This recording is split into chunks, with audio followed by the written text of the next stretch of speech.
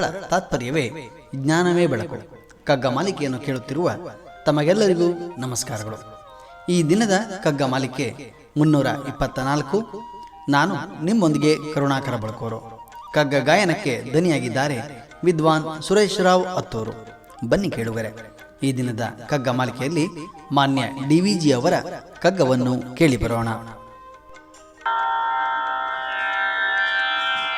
ಮನುಜ ಕುಲವೊಂದು ಒಬ್ಬನಿನ್ನೊಬ್ಬನಂತಿಲ್ಲ, ತನುವಂಗಗಳೊಂದು ರೂಪಗುಣ ಬೇರೆ. ಮನದೊಳೊಬ್ಬೊಬ್ಬನ್ ಒಂದೊಂದು ಪ್ರಪಂಚವಿಂ, ತನುವೇಕದೊಳ್ಬಹುಳ ಮಂಕುತಿಮ್ಮ, ತನುವೇಕದೊಳ್ಬಹುಳ ಮಂಕುತಿಮ್ಮ.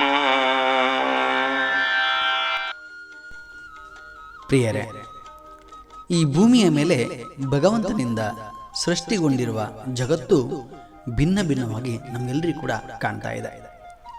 ವೈವಿಧ್ಯತೆಯನ್ನು ಕೂಡಿರುವ ಪ್ರಪಂಚದ ನಡುವೆ ನಾವೆಲ್ಲರೂ ಕೂಡ ಸ್ವಚ್ಛಂದವಾಗಿ ಬದುಕ್ತಾ ಇದ್ದೇವೆ. ಇಲ್ಲಿ ಕಾಣುವ ಮನುಷ್ಯನೆಂಬ ಪ್ರಾಣಿ ಕೂಡ ಒಬ್ಬನಿದ್ದಂತೆ ಇನ್ನೊಬ್ಬನಿಲ್ಲ.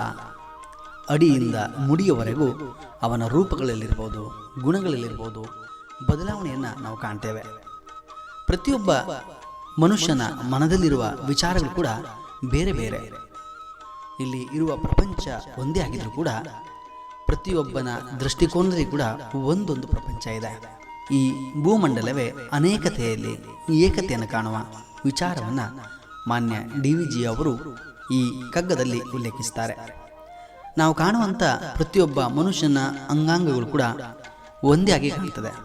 ಆದರೆ ಅವರಲ್ಲಿರುವಂಥ ಹಲವಾರು ಭಿನ್ನತೆಗಳನ್ನು ನಾವು ಗುರುತಿಸಬಹುದು. ಅದು ಅಂತರಂಗ ಇರಬಹುದು, ಬಹಿರಂಗ ಇರಬಹುದು. ಹೀಗೆ ಬೇರೆ ಬೇರೆ ವಿಚಾರಗಳು ಭಿನ್ನ ಭಿನ್ನವಾಗಿದ್ದಾವೆ.